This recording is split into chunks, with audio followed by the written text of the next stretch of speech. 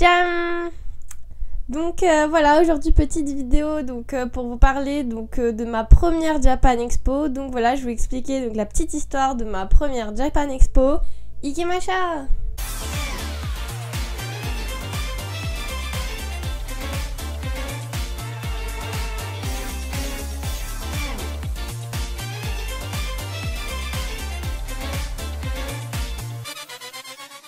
Donc la première fois du coup que j'ai été à la Japan Expo, donc c'était il y a 6 ans. Voilà, donc j'étais en 5e. Donc en fait j'étais passionnée du coup de la culture japonaise depuis la 6e. Enfin j'avais vraiment commencé en fait à découvrir les mangas, tout ça, ce que c'était, parce que quand j'étais petite, bien sûr que je regardais des animés et tout ça, mais je savais pas que c'était des mangas. Et du coup j'ai découvert l'existence des mangas donc en 6e. J'ai découvert aussi tout ce qui était un petit peu tradition, tout ça, mais j'y connaissais vraiment rien du tout en musique japonaise en fait. Du coup quand je suis arrivée à la Japan Expo, donc déjà j'étais avec ma mère et mon cousin.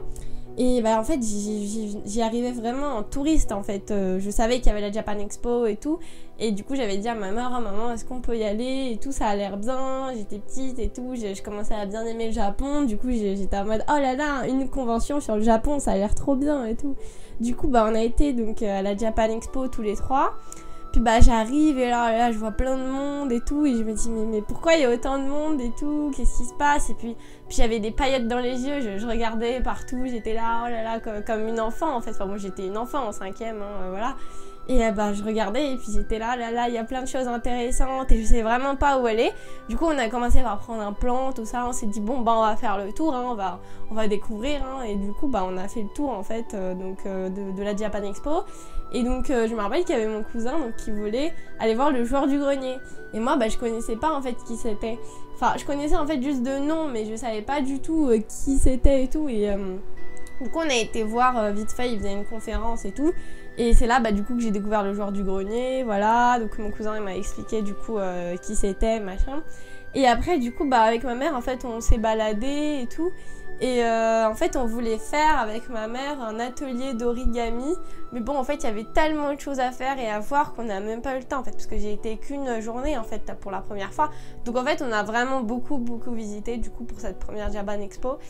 Et après je me rappelle qu'il y avait mon cousin aussi qui avait été rencontrer Marcus. En fait il avait été faire une dédicace là. Donc pour ceux qui connaissent pas Marcus, en fait c'est donc un gars en fait qui fait des vidéos. Enfin il était beaucoup sur la chaîne No Life. Et en fait il fait des vidéos voilà sur des jeux vidéo, tout ça. Donc soit des nouveaux jeux vidéo, soit aussi des choses assez rétro. Et donc du coup on avait attendu en fait que mon cousin aille voir Marcus. Puis pendant ce temps, on regardait un petit peu ce qu'il y avait aux alentours et tout. Puis je me rappelle que la première Japan Expo, en fait, au niveau de comment c'était agencé, ça n'a aucun rapport avec comment est la Japan Expo maintenant, en fait. Parce qu'il y avait vraiment le coin jeux vidéo à la place de maintenant, en fait, tout ce qui est tradition. En fait, après, ils ont tout renouvelé, enfin, ils ont tout changé après. Et donc, du coup, voilà, on a été voir vraiment un petit peu de tout. Et vu qu'on avait pris le plan et le programme aussi, du coup, on savait pas trop quoi faire en fait par rapport au programme, vu que c'était déjà tard et tout, on savait pas où se diriger. Du coup, moi j'ai juste regardé le programme vite fait et puis je l'ai ramené chez moi après. Et à la fin, quand je suis revenue chez moi, j'ai regardé en fait ce qu'il y avait dans le programme justement pour découvrir en fait ce que proposait la Japan Expo et que je n'avais pas pu voir. Et donc durant du coup cette première Japan Expo, au niveau de ce que j'ai acheté, enfin c'est surtout ma mère qui m'a acheté ça. Elle m'avait acheté des petits colliers avec des trucs kawaii, genre des glaces et tout. Enfin là j'étais vraiment dans ma période à fond kawaii en fait. Et après aussi on avait fait un tour dans tout ce qui est musique japonaise. Et il y avait en fait le costume de Kyary Pamyu Pamyu qui était exposé, celui de Pon Pon en fait. Et à cette époque-là, je connaissais pas encore Kyary Pamyu Pamyu. Du coup, c'est là que j'ai découvert Kyary Pamyu Pamyu en rentrant chez moi. J'ai regardé sur YouTube, j'ai regardé ses musiques, tout ça. Et puis voilà, la tenue était exposée. Je me dis mais c'est quoi? Il y avait le clip en fait qui était à côté de la tenue, qui était projeté. Et je me disais mais qu'est-ce que c'est trop bizarre. Enfin vraiment là, j'ai été vraiment choquée que ça soit autant bizarre et what the fuck. Enfin voilà, je m'y connaissais pas du tout en culture japonaise, donc j'ai été un petit peu prise au dépourvu, on va dire. Donc maintenant je vais vous montrer quelques photos et vidéos de ma première Japan Expo. Donc là vous pouvez voir la façon dont j'étais habillée pour cette première Japan Expo. Donc j'étais en chat, voilà, j'avais les oreilles de chat, la queue de chat et puis un petit nœud papillon. Et j'étais habillée tout en noir avec une petite jupette. Puis bah voilà, j'étais contente du coup pour ma première Japan Expo, vu que je mettais pas encore de cosplay. Bah je me suis dit voilà, je vais mettre quelque chose de kawaii. Et donc après vous pouvez voir là quelques vidéos lorsque je jouais à un jeu de réalité virtuelle. Donc en fait je tapais dans une voiture que je voyais pas, hein, qui était pas à côté de moi mais qui apparaissait à l'écran. Et puis bah plus je tapais, plus ça faisait des dommages et du coup bah ça cassait la voiture. Puis bah c'était rigolo, voilà, avec mon cousin on avait fait ça tous les deux. Et après, bah en fait, ce que j'ai remarqué, c'est que avant à la Japan Expo, il y avait énormément plus de choses en rapport avec la nouvelle technologie, en fait.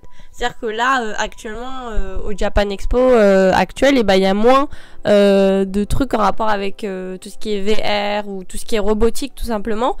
Et puis donc, comme vous pouvez le voir, il y a aussi, il y avait pas mal de robots qui faisaient un peu de tout. Voilà, il y en a par exemple un qui dansait. Après, on en avait avec qui on pouvait interagir, qui parlait, avec qui on pouvait dialoguer, qui faisait les signes comme nous. En fait, par exemple, si on bougeait, ils faisaient la même chose que nous. Et puis donc voilà, je trouve ça dommage que du coup l'aspect robotique, nouvelle technologie est beaucoup moins mise en avant maintenant à la Japan Expo. Maintenant c'est vrai qu'à la Japan Expo on a beaucoup plus de choses commerciales quoi. C'est-à-dire qu'il y a beaucoup de stands pour acheter des choses et il y a moins de stands de démonstration comme il y avait avant lors de ma première Japan Expo.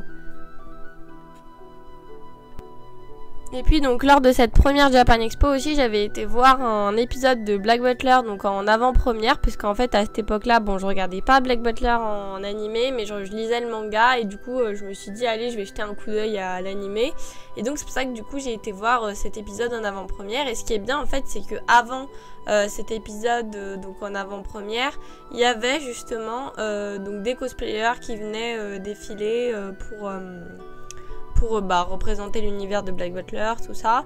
Puis bah moi j'étais contente parce que du coup c'était la première fois que je voyais un événement cosplay. Et puis voilà, donc voilà, vous pouvez voir donc là des photos. Du coup j'avais pris pas mal de photos. Et puis bah ce qui est bien c'est que pendant la projection de l'épisode de Black Butler, il y avait vraiment une bonne ambiance et tout le monde réagissait vachement à ce qui se passait à l'écran. Puis bah ma mère elle y comprenait rien, elle était là mais c'est quoi, elle trouvait ça très glauque d'ailleurs, bon ce qui est pas faux hein. Mais du coup ouais c'était assez bien et je garde un beau souvenir de cette projection donc de l'épisode de Black Butler. Donc après on avait également été voir un concours cosplay de tout type de cosplay. Et donc par exemple on avait du Sword Art Online, après il y avait d'autres cosplays que je connais pas, hein, de mangas que je connais pas, il y avait même l'Attaque des Titans. Et puis à cette époque là je connaissais même pas encore en fait l'Attaque des Titans et j'ai quand même pris une photo. Donc voilà, c'est que peut-être l'univers m'inspirait déjà, les cosplays m'inspiraient déjà et puis maintenant je suis fan de l'Attaque des Titans. Et sans savoir j'ai pris une photo de cosplayer de l'Attaque des Titans à ma première Japan Expo, voilà. Après aussi, donc on avait été voir un concert donc de rock japonais. Et donc moi qui n'écoutais pas du tout de musique japonaise, j'étais en mode comme ça, oulala et tout. J'écoutais pas de rock, donc j'étais en mode qu'est-ce que c'est que ça. Enfin bon, on est resté pas le temps de tout le concert, mais on est resté un petit peu de temps, tout ça. D'ailleurs, je me rappelle que aussi l'espace en fait pour regarder le concert, enfin la fosse en gros, était beaucoup plus petite que maintenant ce qu'ils font pour les concerts à la Japan Expo. Et voilà, donc on est resté un petit peu, on a écouté. En fait c'était un groupe de rock, en fait il y avait une chanteuse et puis le reste donc c'était des musiciens. Et on a un petit peu regardé, mais après comme on n'était pas habitué à écouter ce genre de musique, du coup on est parti assez vite. Mais voilà, en fait on a vraiment été en mode découverte en fait, on a été en mode touriste à cette Japan Expo.